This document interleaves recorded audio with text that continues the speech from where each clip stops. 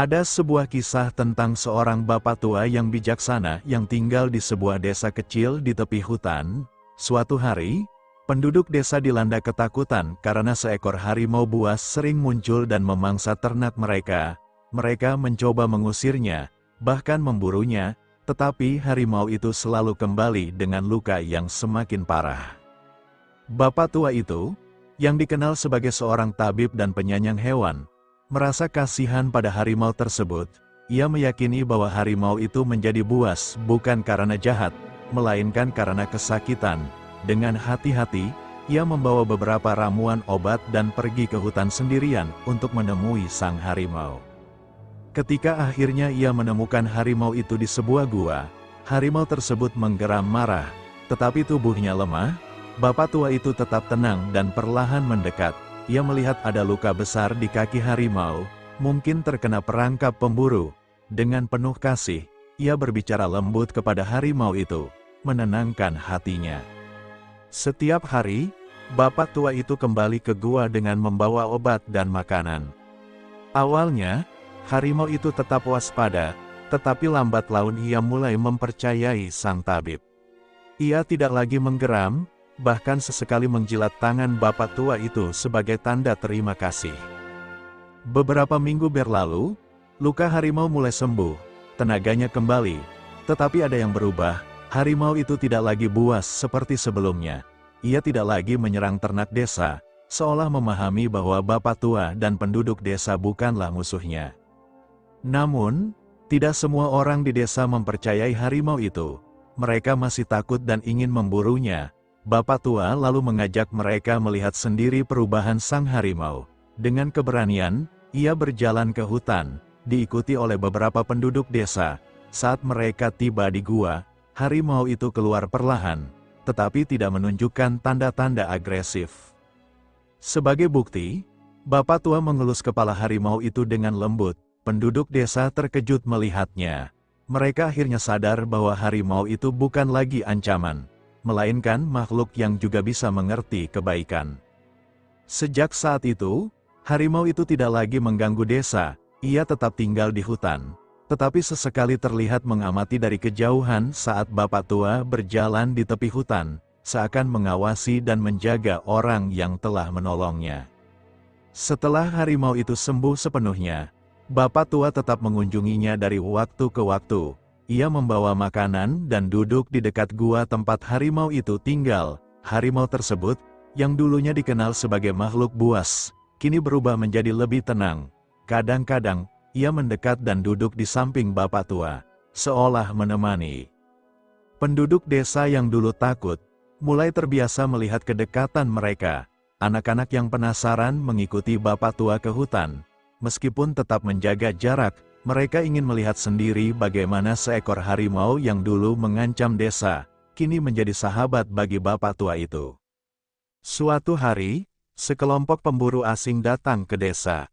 Mereka mendengar tentang keberadaan harimau besar di hutan dan berniat menangkapnya untuk dijual ke kerajaan sebagai hewan buas. Penduduk desa ketakutan dan mencoba memperingatkan bapak tua. Harimau itu sudah menjadi sahabat kita. Kita tidak bisa membiarkan mereka menangkapnya, kata salah satu pemuda desa. Bapak tua mengangguk. Dengan langkah mantap, ia berjalan ke hutan untuk memperingatkan harimau itu. Ketika ia tiba di gua, harimau seolah mengerti bahwa ada bahaya yang mengintainya. Ia menggeram pelan, tetapi tetap diam di tempatnya, menunggu arahan dari bapak tua. "Aku tidak ingin kau bertarung, sahabatku," kata bapak tua sambil mengelus kepalanya. "Pergilah jauh ke dalam hutan, tempat yang lebih aman. Jangan kembali ke tepi desa sampai keadaan tenang." Harimau itu menatapnya dengan mata yang dalam, seolah mengerti.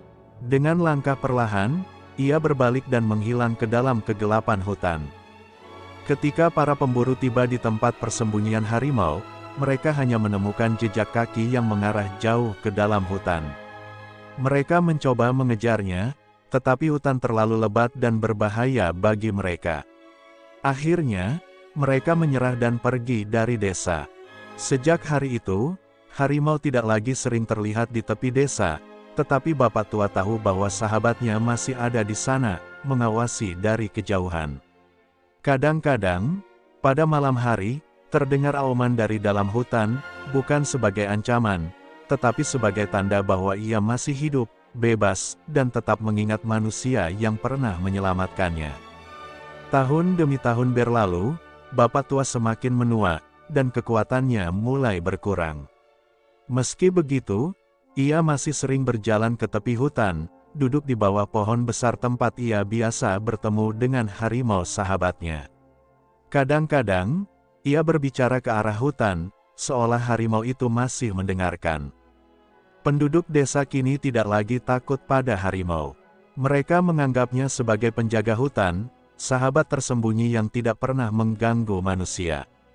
Mereka juga mulai lebih menghormati alam, tidak lagi menebang pohon sembarangan atau berburu hewan liar tanpa alasan. Semua ini berkat bapak tua dan persahabatannya dengan sang harimau. Suatu hari, bapak tua jatuh sakit.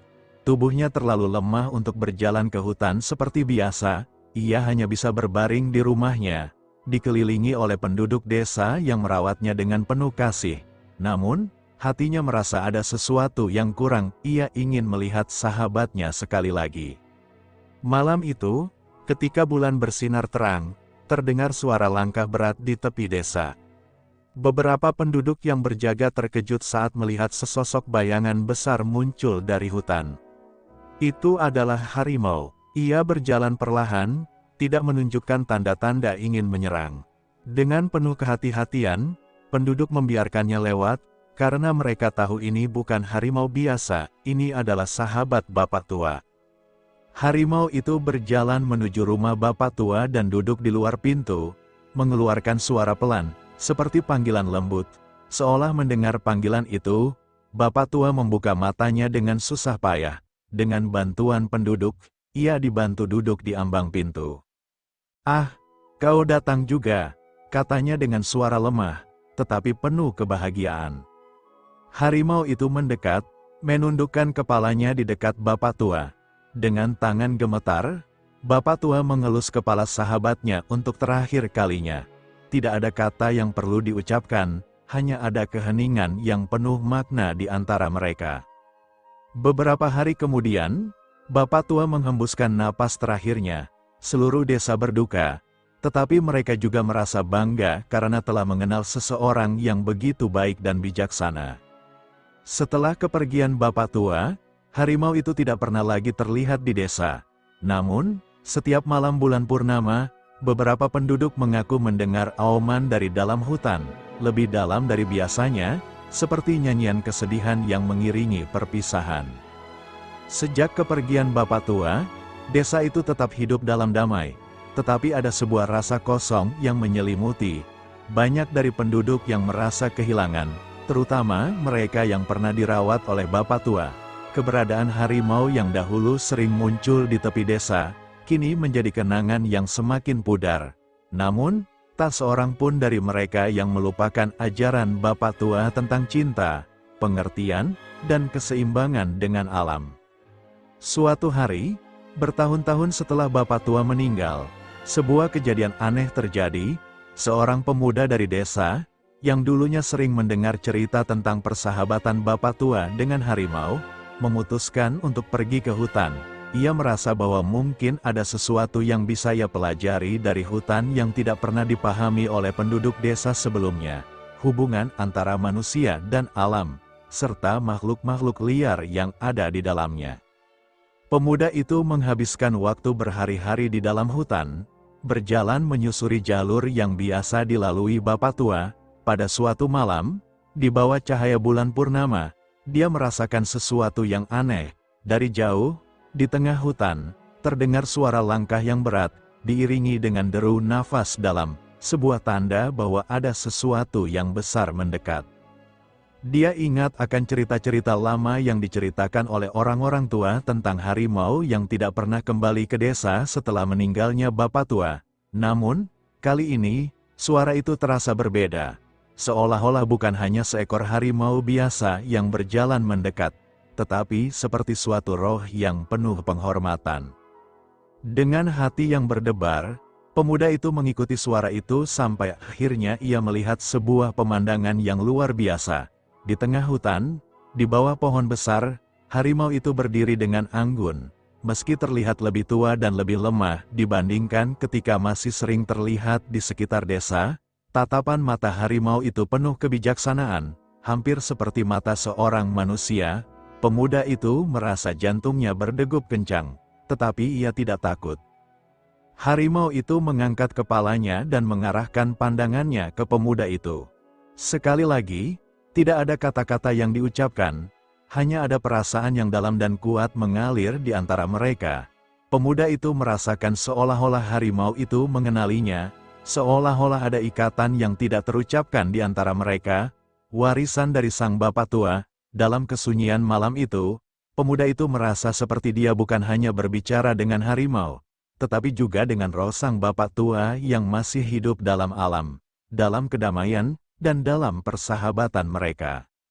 Harimau itu akhirnya berjalan perlahan menghilang ke dalam kegelapan hutan, tetapi kali ini pemuda itu tidak merasa kesepian. Ia tahu bahwa, meskipun bapak tua telah tiada, ajaran dan keberanian untuk memahami makhluk lain tetap hidup di dalam dirinya. Sejak malam itu, pemuda itu kembali ke desa dengan semangat baru. Ia menceritakan pengalamannya kepada penduduk desa, yang kini mulai lebih mendalami ajaran bapak tua. Mereka mulai membangun hubungan yang lebih baik dengan alam, menanam lebih banyak pohon, menjaga keseimbangan ekosistem, dan merawat hewan-hewan di sekitar mereka. Mereka tidak lagi hanya melihat alam sebagai sumber daya yang bisa dieksploitasi, tetapi sebagai bagian tak terpisahkan dari kehidupan mereka. Bahkan dalam musim-musim berikutnya, beberapa penduduk mulai melihat jejak harimau yang berjalan jauh di dalam hutan, lebih sering pada malam hari. Meskipun harimau itu tidak lagi mendekat ke desa, ia tetap menjadi simbol dari hubungan yang kuat antara manusia, alam, dan semua makhluk hidup yang ada di dalamnya.